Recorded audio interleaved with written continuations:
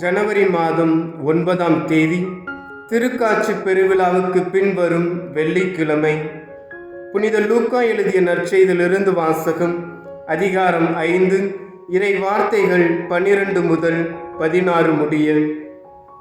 இயேசு ஓர் ஊரில் இருந்தபோது உடலெல்லாம் தொழுநோயால் பாதிக்கப்பட்டிருந்த ஒருவர் வந்தார்.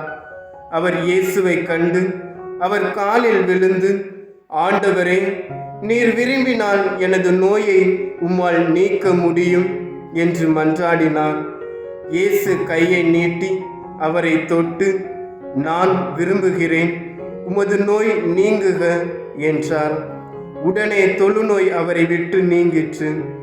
இயேசு அவரிடம், இதை யாருக்கும் சொல்ல வேண்டாம்.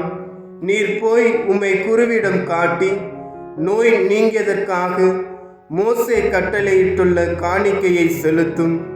நீர் நலமடைந்துள்ளீர் என்பதற்கு அது சான்றாகும் என்று கட்டளையிட்டார்.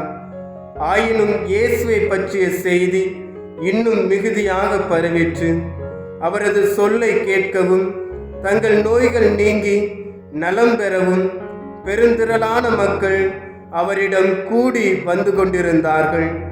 அவரோ ஆள் நடமாட்டம் இல்லாத இடங்களுக்கு சென்று தனித்திருந்து இறைவனிடம் வேண்டி வந்தார்.